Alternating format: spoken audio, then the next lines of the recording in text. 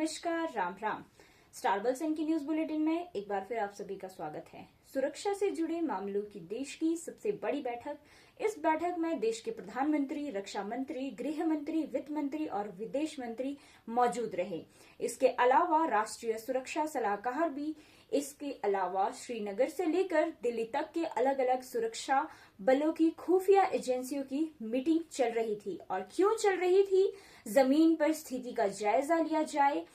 पूरी घाटी में और जम्मू के इलाके में पाकिस्तान की सीमा और पाकिस्तान के कब्जे वाले कश्मीर से जुड़े इलाके में यानी कि एलओसी में सुरक्षा के ऑपरेशन किस तरह से संलग्न किए जाए, आतंकवादियों की धरपकड़ किस तरह से की जाए और पहलगाम में जो आतंकवादी हमला हुआ है, धर्म पूछकर मारा गया है, उस पर आगे की कार्यवाही क्या और देश को जवाब क्या हो। और इन सब के लिए कागज पत्थर खंगाले जा रहे हैं।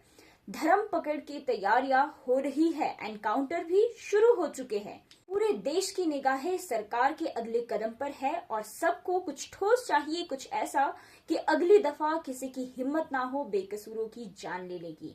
जी हाँ, हम बात कर रहे हैं पहलगाम आतंकवादी हमले पर, जिसके बारे में आजकल आप देख ही रहे हैं अखबारों में, सुर्खियों में, हर जगह बस एक ही चीज नजर आ रही है। प्रधानमंत्री और गृह मंत्री से लेकर तमाम अधिकारी है एक्शन प्लान बनाने में जुटे हुए। साथ ही हम कुछ सवालों के जवाब तलाशने की कोशिश करेंगे। हमले के बारे में अब तक हमारे पास और क्या जानकारी है, आतंकवादी कहां से आए, किस जगह से ये आतंकवादी हमला हुआ, वहां पर जम्मू कश्मीर पुलिस और फौज ने अब तक क्या एक्शन लिया है, यह साजिश कितनी बड़ी थी, साथ ही इसके तार किस किस जगह से जुड़ रहे हैं, किन किन आतंकवादियों के चेहरे नाम सामने आए हैं और इसके सूत्र किस तरह पाकिस्तान से जुड़ रहे हैं, पाकिस्तान की प्रतिक्रिया क्या रही है, इन सब पर भी बात करेंगे। क्या आतंकवादियों को स्थानीय स्तर पर किसी तरह की मदद मिली, कमाने वालों की कहानियां क्या है, हमसे कहां चूक, तो आज हम इसी बात पर बात करेंगे। दोस्तों, ये मंजर दिल तोड़ने वाला था जब भारतीय नेवी के लेफ्टिनेंट रहे विनय नरवाल की पत्नी हिमांशी पति के पार्थिव शरीर के सामने विलाप कर रही थी। उनका दुख हर भारतीय की छाती में महसूस हो रहा है। हर किसी को उन पर यानी विनय पर गर्व होना चाहिए, कहते हुए हिमांशी रो रही है। विनय समेत 26 लोगों को आतंकवादियों ने 22 अप्रैल के दिन पहलगाम में मार डाला था।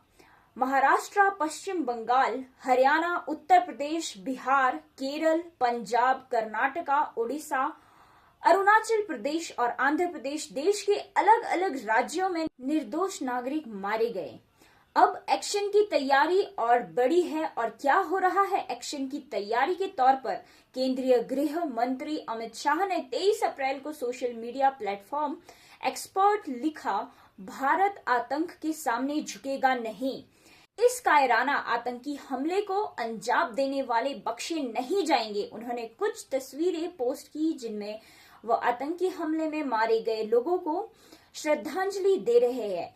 जैसे ही शाम को इस आतंकी हमले की खबर अमित शाह को मिली, वे श्रीनगर के लिए रवाना हुए और वहां उन्होंने एक हाई लेवल सिक्योरिटी मीटिंग की। शाह के साथ जम्मू कश्मीर पुलिस, भारतीय सेना और सीआरपीएफ के शीर्ष अधिकारी और जम्मू कश्मीर के मुख्यमंत्री।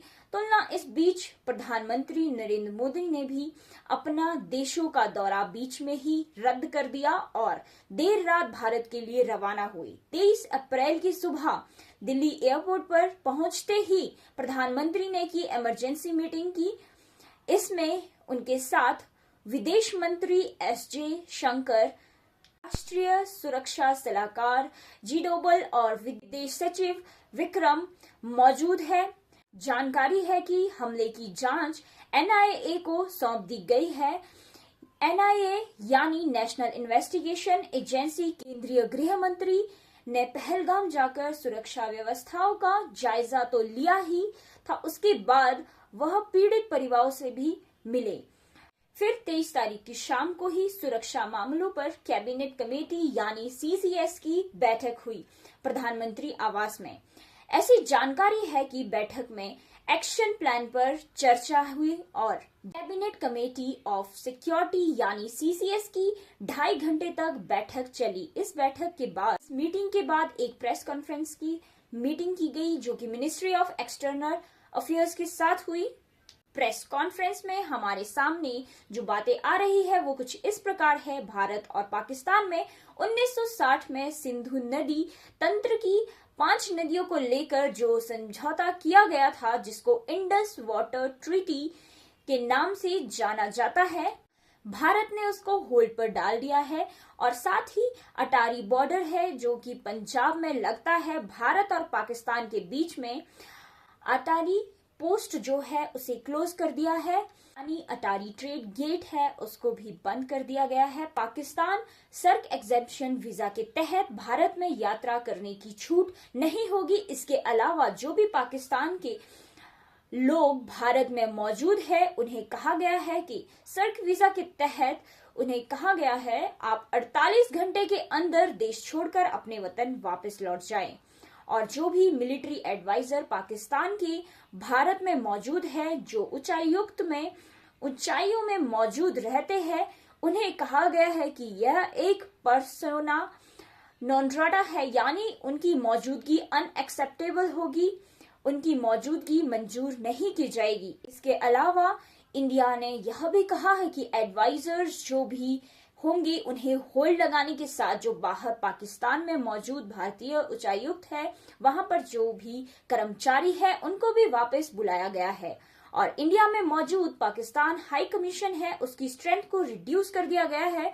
बोला गया है कि 1 हफ्ते के अंदर आज से शुरुआत होने वाले 1 हफ्ते